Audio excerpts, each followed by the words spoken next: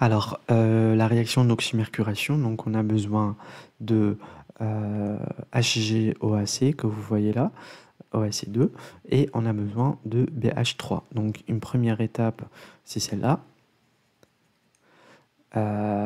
Il s'approche, en fait, le mercure il s'approche, et on va former un cycle, bien évidemment.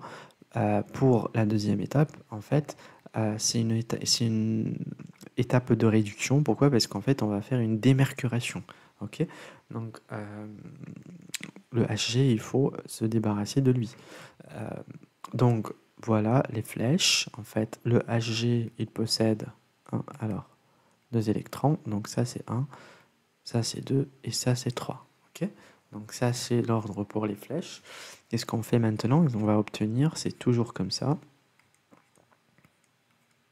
On obtient, alors pardon, il faut que j'enlève ça.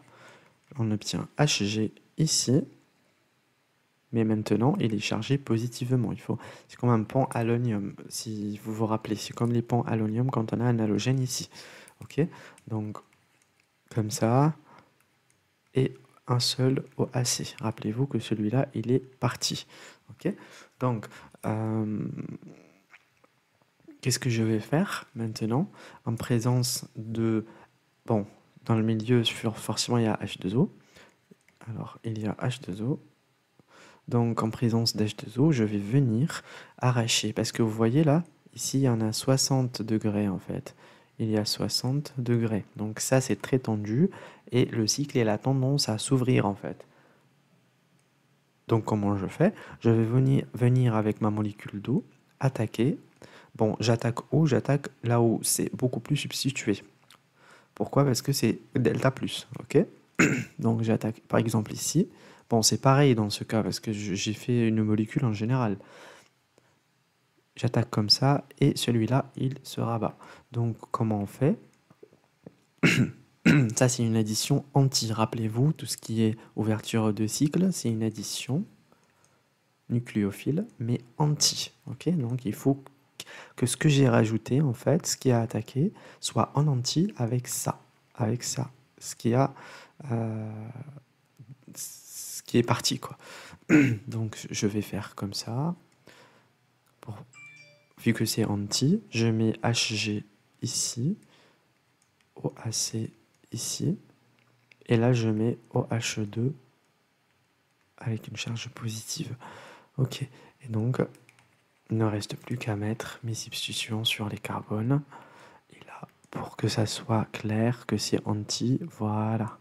Ok, donc c'est un seul produit en fait pour cette réaction, c'est un produit anti. On ne peut pas avoir un produit, comment dire, sin. Ok, voilà. Donc à ce niveau-là, on ne peut pas s'arrêter comme ça. Qu'est-ce qu'on va faire? On va passer à la deuxième étape, c'est-à-dire l'étape de BH4-. BH4-, c'est comme ça. Na+, BH4-. Alors, le moins, en fait, c'est pour la molécule au total, mais par exemple, le B, il est chargé, c'est delta+, mais le H est delta-, ok? Donc c'est un attaque de Drure. On avait vu ça dans ce qu'on appelle les carbonyles, quand on faisait la réduction pour l'obtention de l'alcool, ok? Donc on va venir avec ça. Pardon. On va venir avec ça, on va faire quoi? Alors, déjà, je vais enlever ce proton. Ça sert à rien, donc je mets moins H+, ok? Moins H+, ok? Et on va venir faire ce qu'on appelle, on attaque ici pour que celui-là, il parte. Donc là, je vais redessiner ma molécule comme ça. Ici, j'ai un hydrogène en anti avec mon OH. Et ça, c'est la réaction d'oxymercuration. C'est une réaction Markovnikov, c'est-à-dire si jamais j'avais les deux atomes qui portaient des substitutions différents, en fait, je devrais en fait mettre l'oxygène, le OH là, c'est-à-dire j'attaque le carbone le plus substitué, toujours. Ok, il faut attaquer le carbone le plus substitué. Pourquoi? parce qu'on veut que le OH soit sur le carbone le plus substitué, et comme ça, on dit que c'est une réaction Markovnikov, euh, et le produit, il est anti, ok, par rapport du coup à H. Euh, voilà, donc c'est une réaction spécifique, ok.